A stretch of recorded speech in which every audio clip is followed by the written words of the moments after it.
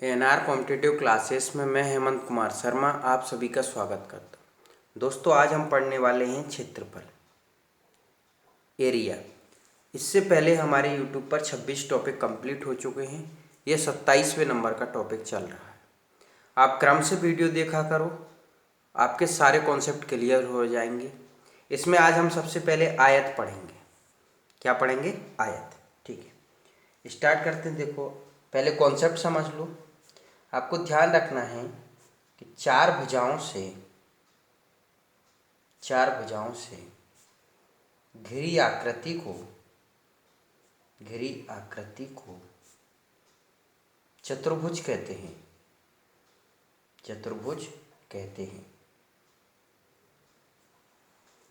क्या ध्यान रखना है कि चार भुजाओं से घिरी आकृति को चतुर्भुज कहते हैं। इसमें चार कोण होते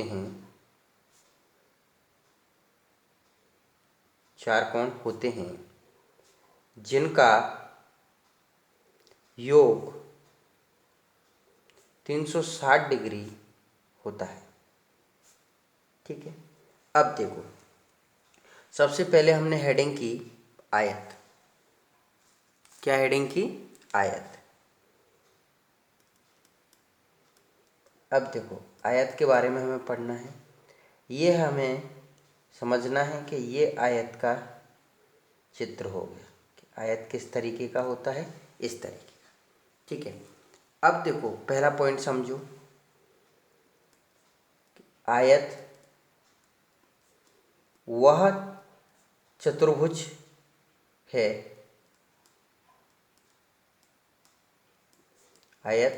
चतुर्भुज है जिसकी सम्मुख भुजाएं बराबर तथा प्रत्येक कोण 90 डिग्री का होता है। ठीक है, अब देखो, ये आमने सामने की भुजाएं बराबर हो गई, तो इसको मान लिया हमने ए और इसको मान लिया ए, इसको मान लिया बी और इसको मान लिया बी, और ये प्रत्येक कोण यहाँ पर कितने कितने डिग्री का होगा? 90 डिग्री। ठीक है, अब देखो, हमें फॉर्मूले याद रखना है। तो पहली बात, आयत का क्षेत्रफल क्या होता है? आयत का क्षेत्रफल बराबर होता है लंबाई गुणित चौड़ाई। ठीक है, जब पैसे की बात करते हैं तब फॉर्मूला होता है कुल लागत बटे दर प्रति इकाई। ये इसको ऐसे समझना है जैसे अपन समझते हैं ना कि हमने इतने बाई इतने का प्लॉट लिया है और इस स्क्वायर फीट से लिया है, तो उससे हमें उसका एरिया पता चल जाएगा, है ना, कि कितने पैसे पता चल जाएंगे। आगे प्रश्न में आएगा जब मैं बता दूंगा आपको किस तरीके से। अगला फॉर्मूला क्या होता है? परिमाप इन सभी का योग होता है। तो 2 बार ए है, 2 बार बी है, तो क्या हो जाएगा? 2a + b। ठीक है, और परिमाप में भी इसकी जरूरत पड़ती है कुल लागत बटे दर प्रति इकाई। जैसे जो क्वेश्चन रहता है कि उसकी बाउंड्री बनाना है और इतना खर्चा आएगा, तब वहाँ से क्या निकल जाएगा? उसका परिमाप। ठीक है, अब देखो, इसमें इस तरीके से एक विकर्ण होता है, विकर्ण ऐसे भी डल जाएगा। ठीक है, तो अब विकर्ण का फॉर्मूला पढ़ लो। तो विकर्ण बराबर क्या होता है? तो √ में a² + b²।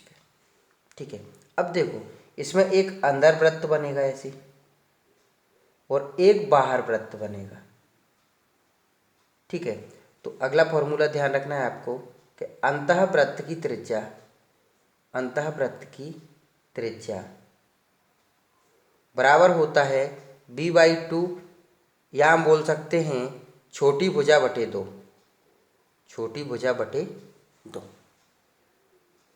ठीक है, अगला हमें ध्यान रखना है कि बाह्य वृत्त की त्रिज्या,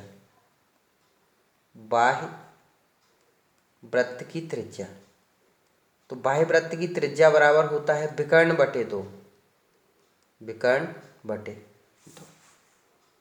ठीक है, देखो, अभी हम आयत पढ़ रहे हैं। इसके मैं कम से कम 1-2 वीडियो बनाऊंगा, और आपको ये फॉर्मूले पहले अब इसमें समझ लेना है, तभी तो क्वेश्चन हल कर पाओगे। अब देखो एक चीज़ और समझो यहाँ पर, ठीक है।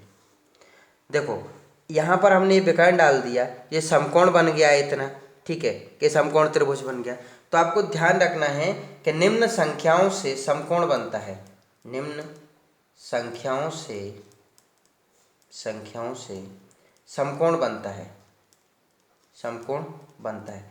देखो ये संख्याएं जैसे ही क्वेश्चन में दिखेंगी मैं आपको बताऊंगा कि देखो मैंने बताया था, तुरंत आंसर आ जाएगा। तो वो संख्या आपको याद करना है, कौन कौन सी होती है, 3, 4, 5। मतलब यहाँ पर 5 क्या है, विकर्ण, और 3 और 4 क्या हो जाएंगे, उसकी लंबाई और चौड़ाई। बड़ी भुजा विकर्ण होती है ना, तो 3, 4, 5 से क्या बनता है, समकोण। 5, 12, 13 से समकोण बनता है। 7, 24, 25 से समकोण बनता है। 8, 15, 17 से समकोण बनता है। 9, 40, 41 से समकोण बनता है। और 11, 60, 61 से बनता है। 20, 21, 29 से बनता है। 20, 21, 29, ठीक है। तो आपको इतनी जो संख्याएं हैं ये जरूर याद रखना है।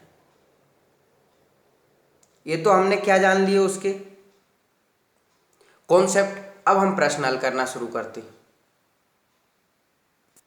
देखिए पहला प्रश्न क्या लिखा हुआ है, एक आयताकार भूखंड की लंबाई चौड़ाई क्रमशः 16 मीटर तथा 12 मीटर है। भूखंड का क्षेत्रफल तथा इसके विकर्ण की लंबाई ज्ञात कीजिए। देखो क्षेत्रफल क्या होता है, लंबाई गुणित चौड़ाई, ठीक है। मतलब 16 × 12, तो 16 और 12 कितना हो जाएगा, 192 मीटर स्क्वायर, ठीक है। अब देखो उसने क्या पूछा है, विकर्ण। तो विकर्ण बराबर क्या होता है, अंडर रूट में a² प्लस b²। देखो फॉर्मूले आपको जरूर याद कर लेना, आप जितना फॉर्मूले याद करोगे उतने जल्दी आपका पेन चलेगा, ठीक है। तो ये कितना हो गया, 16 का स्क्वायर प्लस b कितना हो गया, 12 का स्क्वायर। 16 का स्क्वायर 256 हो जाएगा, और 12 का स्क्वायर 144 हो जाएगा। 256 और 144 400 हो जाएंगे, तो 400 में से 20 बाहर आ जाएगा। तो विकर्ण कितना है, 20 मीटर, और क्षेत्रफल कितना है, 192 वर्ग मीटर, ठीक है। अगला प्रश्न देखिए, एक कमरा 15 मीटर लंबा तथा 11 मीटर चौड़ा है। इसके फर्श पर 60 सेंटीमीटर चौड़ी दरी 12 रुपये प्रति मीटर की दर से बिछाने का खर्च क्या होगा। अब देखो क्षेत्रफल क्या होता है, लंबाई गुणित चौड़ाई, ठीक है। तो लंबा कितना है 15 और चौड़ा कितना है 11, तो ये कितना हो गया, क्षेत्रफल 165 मीटर स्क्वायर, ठीक है। अब देखो इसको ऐसे लिख दूं कि क्षेत्रफल बराबर क्या होता है, लंबाई गुणित चौड़ाई, ठीक है।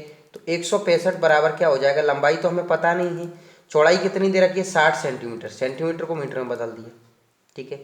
अब देखो 165, ये यहाँ से 100 इधर चला गया और 60 बटे में चला जाएगा, तो ये क्या आ जाएगी, लंबाई। ये लंबाई आ गई। अब इस पर हमें 12 रुपये प्रति मीटर की दर से बिछाना है, तो इसमें 12 का और गुणा कर देते हैं, तो हमारा आंसर आ जाएगा कि कितने रुपए खर्च किए, इंटू 12। तो 12 पंजा 60, 12 पंजा 60, 5 20 100, 0, 5 दूना 10 की 0, हासिल की 1, 16 दूना 32 1 33, तो कितना रुपए खर्च हुआ, 3300 रुपये। क्लियर, ठीक है। अगला प्रश्न देखो, एक आयत की लंबाई 15 सेंटीमीटर है तथा इसके विकर्ण की लंबाई 17 सेंटीमीटर है। आयत का क्षेत्रफल ज्ञात कीजिए। देखो ये तो हमारा आयत हो गया, ठीक है। अब इसका ये विकर्ण हमें कितना दे रखा है, 17, और लंबाई कितनी दे रखी है, 15। हमें क्षेत्रफल ज्ञात करने के लिए क्या चाहिए, लंबाई गुणित चौड़ाई। अब देखो इधर मैंने हवियाली पद बताया था आपको कि इन संख्याओं से समकोण बनता है। 17 आपको पता है कि बड़ी भुजा 17 आ गई, ठीक है। तो 17 को देख के याद आना चाहिए कि 8, 15, 17 से समकोण बनता है। तो 17 विकर्ण हो गई, 15 लंबाई हो गई, तो चौड़ाई कितनी हो गई, 8। तो 15 गुणित 8 बराबर 120, आपका डायरेक्ट तुरंत आंसर आ जाएगा सेंटीमीटर स्क्वायर, क्योंकि यहाँ पर सेंटीमीटर इकाई है। अगर आप ऐसे नहीं करते तो फिर देखो आपको ऐसा करना पड़ता कि विकर्ण बराबर क्या होता है, अंडर रूट में a का स्क्वायर प्लस b का स्क्वायर। अब विकर्ण कितना है 17, इसका अगर रूट हटाएंगे तो वर्ग कर देंगे, तो 17 का स्क्वायर बराबर 15 का स्क्वायर प्लस बी का स्क्वायर। 17 का स्क्वायर होगा 289 माइनस 15 का स्क्वायर होगा 225 बराबर बी स्क्वायर। ये बच जाएगा 64 बराबर बी स्क्वायर। तो यहाँ से 8 बराबर आएगा बी। अब फिर आप ऐसे निकालोगे कि क्षेत्रफल बराबर लंबाई गुणित चौड़ाई, मतलब 15 गुणित 8 बराबर 120 सेंटीमीटर स्क्वायर। तो देखो अब आपको इतना हल करना पड़ा। अगर आपने ये संख्या याद कर ली कि 8 15 17 से, तो तुरंत हो जाता कि ये 17 है तो 15 और 8 आएंगी भुजा, तो 15 8 120 मन में ही हल हो जाता है। ठीक है।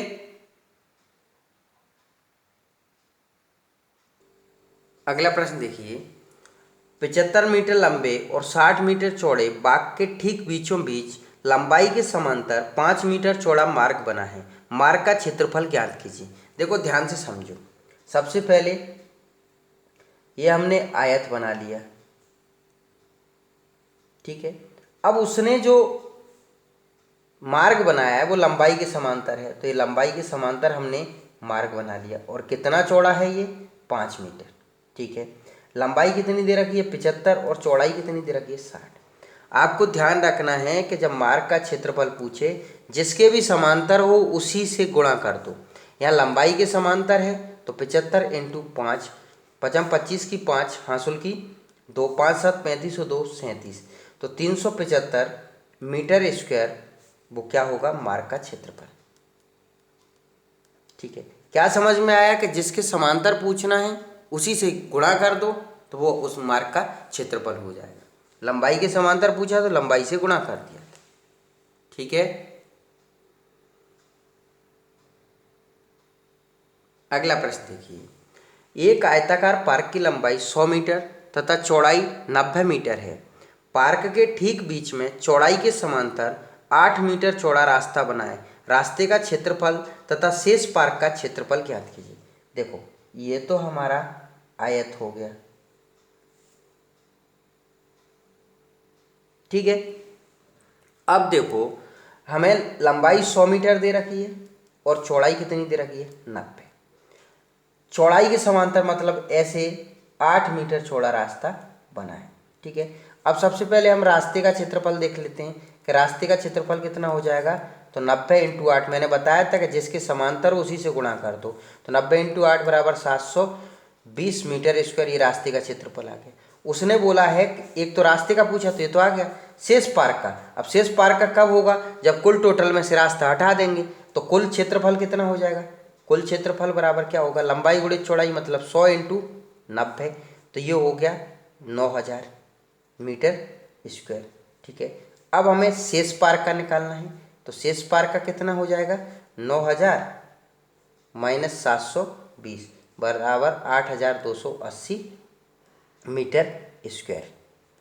क्लियर दोस्तों? तो ये दोनों आंसर आ गए, 720 और 8280, ठीक है। अगला प्रश्न देखिए, एक आयताकार पार्क की लंबाई 90 मीटर तथा चौड़ाई 77 मीटर है। इसके अंदर चारों ओर 3.5 मीटर चौड़ा रास्ता बना है। इस रास्ते पर 8.50 रुपये प्रति वर्ग मीटर की दर से रोड़ी बिछाने का खर्च कितना होगा? देखो ये हमारा आयताकार पार्क था, इसकी लंबाई कितनी है? 90 और ये चौड़ाई कितनी? 77। अब उसने अंदर की ओर 3.5 मीटर चौड़ा रास्ता बनाया है, मतलब हर जगह उसकी चौड़ाई कितनी होना चाहिए? 3.5 मीटर, ठीक है, 3.5 मीटर। अब देखो क्षेत्रफल कितना होगा इसका? 90 गुणित 77 बराबर 6930। अब देखो 3.5 इधर से कट जाएगा, 3.5 इधर से कट जाएगा, मतलब लंबाई में से 7 कट जाएगा, ठीक है। और 3.5 यहाँ कटेगा, 3.5 इधर कटेगा, तो चौड़ाई में से भी 7 कट जाएगा, मतलब दोनों में से 7 7 कम हो जाएगा, कम हो जाएगा, ठीक है। तो अब क्षेत्रफल कितना होगा? 90 में से 7 गए तो 83 और 77 में से 7 गए तो 70, तो ये आया 5810। ये कितना आएगा गुणा करोगे तो? 5810। अब देखो उसने पूछा क्या है कि रास्ते पर। अगर मैं पहले वाले में से अब वाला घटा दूं तो मुझे रास्ता मिल जाएगा। तो रास्ते का क्षेत्रफल कितना रहे, रास्ते का क्षेत्रफल 6930 माइनस 5810, तो ये हो जाएगा 0, 2, 1 और 1120। अब इस पर रोड़ी बिछाने का खर्च कितना आ रहा है, तो 8.50 रुपये के हिसाब से आ रहा है। ठीक है, पॉइंट हटा देंगे तो नीचे आ जाएगा दो संख्याएं 100, 10, 10, 10, 10, इसका गुणा कर देंगे तो 9520 रुपये। क्लियर दोस्तों? आराम से समझना है और हल करना है आपको, और कॉन्सेप्ट क्लियर रहेंगे और आप खुद से प्रैक्टिस करोगे तो आपको गणित बहुत आसान लगने लग जाएगा। अगला प्रश्न देखो, 150 मीटर लंबे और 120 मीटर चौड़े बाग के बीचों बीच परस्पर समकोण पर काटते हुए 10 मीटर चौड़े दो रास्ते बने हैं। 2 रुपये प्रति वर्ग मीटर की दर से रास्ते पर गिट्टी कुटवाने का खर्च क्या होगा। देखो, ये तो हमारा आयत हो गया। ठीक है, इसकी लंबाई 150 और चौड़ाई 120 है। अब इसके बीचों बीच काट देते हैं समकोण पर। एक तो ये रास्ता बन गया और एक ये रास्ता बन गया, समकोण पर कट गया ये। ठीक है, अब 10 मीटर चौड़ा है ये 10, ये भी 10 है। अब देखो, लंबाई के समांतर पहले हम इस रास्ते का क्षेत्रफल निकाल लेते हैं। तो लंबाई के समांतर तो हम कितना कर लेंगे, 150 इंटू 10 बराबर, इसका तो आ गया कितना 1500, ये इसका आ गया इतने का। अब हम इसका देख लेते हैं कि चौड़ाई के समांतर वाले का, चौड़ाई के समांतर वाले का क्षेत्रफल, तो इसका कितना हो जाएगा 120 इंटू 10 बराबर 1200। ठीक है, अब देखो ये वाले जो इतना है 10, ये वर्ग का क्षेत्रफल हो रहा है क्योंकि 10/10 का है, 10 इधर 10, तो ये 2 बार काउंट हुआ, तो ये टोटल 2700 हो गया। इसमें से 10 का स्क्वायर हम माइनस कर देते हैं 100, तो 2600 क्या आ गया, रास्ते का क्षेत्रफल, रास्ते का क्षेत्रफल। अब इस पे हमें 2 रुपये के हिसाब से गिट्टी कुटवाना है, तो 2600 इंटू 2 बराबर 5200 रुपये लगेंगे। ठीक है, ध्यान से समझना है आपको।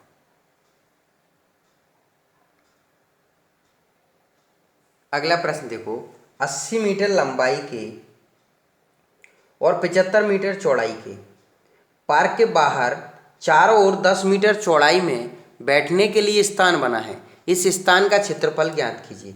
अब देखो, बाहर बना हुआ है, ये सबसे पहले हमने ये अपना आयत बना लिया। ठीक है, इसकी लंबाई कितनी है 80 मीटर और चौड़ाई कितनी है 75। अब पार्क के बाहर 10 मीटर चौड़ा, ये हमने पार्क के बाहर 10 मीटर चौड़ा बना लिया। अब देखो, 10 इधर भी लंबाई बढ़ेगी, 10 इधर बढ़ेगी तो 20 लंबाई बढ़ जाएगी, और 10 इधर चौड़ाई बढ़ेगी और 10 इधर बढ़ेगी तो 20 चौड़ाई बढ़ जाएगी। मतलब हमें पहले क्षेत्रफल कितना था, पहले हमारी भुजा क्या थी 80 इंटू 75 बराबर 6000 वर्ग मीटर। ठीक है, अब क्षेत्रफल कितना हो गया, अब दोनों साइड 20-20 बढ़ गई, तो लंबाई कितनी हो गई 100, और ये कितनी हो गई चौड़ाई 95, तो 100 इंटू 95 बराबर 9500 वर्ग मीटर। ठीक है, तो अब स्थान का क्षेत्रफल निकाल लेते हैं। ये इसमें से इसको घटा दें, 95 में से 60 जाएगा तो कितना बच जाएगा 35, मतलब 3500 वर्ग मीटर। इस स्थान का क्षेत्रफल पूछा है तो कितना आंसर आएगा हमारा 3500 वर्ग मीटर। ठीक है, अगला प्रश्न देखो, एक आयताकार खेत के चारों ओर अंदर से सीमा से लगा हुआ 8 मीटर चौड़ा मार्ग बना है। यदि खेत की लंबाई चौड़ाई क्रमशः 180 मीटर, 150 मीटर हो तो मार्ग का क्षेत्रफल ज्ञात कीजिए। देखो, ये तो हमारा आयत हो गया। ठीक है, लंबाई कितनी है 180 मीटर और चौड़ाई कितनी है 150, और देखो अंदर बनाया है। ठीक है, कितना 8 मीटर चौड़ा, 8 मीटर, तो देखो 8 इधर से कट जाएगा, 8 इधर से कट जाएगा, 8 इधर से कट जाएगा, 8 इधर से, मतलब दोनों ओर से 16-16 कम हो जाएगा। तो पहले क्षेत्रफल कितना था, मतलब पहले भुजा की लंबाई 180 थी और चौड़ाई 150 थी, तो ये आ जाएगा 27000। ठीक है, अब क्षेत्रफल मतलब दोनों से साइड से 16 कम हो जाएगा, तो 180 में से 16 चले जाएंगे तो 164 बच जाएगा, और 150 में से 16 चले जाएंगे तो 134। ठीक है, ये आएगा 21,976। 27,000 में से 21,976 जाएंगे तो 5,024 बच जाएगा। तो मार्ग का क्षेत्रफल कितना है? 5,024 मीटर स्क्वायर। ठीक है, अगला प्रश्न देखिए क्या लिखा हुआ है। 120 मीटर भुजा के वर्गाकार ग्राउंड के बीच परस्पर समकोण पर काटती हुई 20 मीटर चौड़ी दो पट्टियां बनी हैं। पट्टियों को छोड़कर शेष ग्राउंड का क्षेत्रफल ज्ञात कीजिए। अब देखो, वर्गाकार है तो वर्ग की भुजाएं सारी क्या होती हैं? बराबर होती हैं। तो ये लंबाई 120 है, चौड़ाई भी क्या होगी? 120। अब परस्पर समकोण पर काटते हुए ऐसे, ठीक है, तो ये 20, ये 20। अब देखो, सबसे पहले इसके समांतर ये रास्ता बना हुआ है, तो 120 × 20 बराबर कितना आ गया? 12 दूना 24, 2400। फिर इसके समांतर ये बना हुआ है, जैसे अपन ने अभी पढ़े थे प्रश्न, तो 120 × 20 बराबर 2400 ही आ गया। लेकिन ये इतना 2 बार काउंट किया है, मतलब 20 का स्क्वायर घटाना पड़ेगा। तो ये हो गया था 4800 माइनस 20 का स्क्वायर 400 घटा देते हैं तो 4400 क्या आ गया? रास्ते का क्षेत्रफल। ठीक है, अब उसने बोला है पट्टियों को छोड़कर शेष ग्राउंड का, मतलब टोटल में से रास्ता घटा दें। टोटल कितना हो जाएगा? 120 × 120 मतलब 14,400, तो ये कुल था।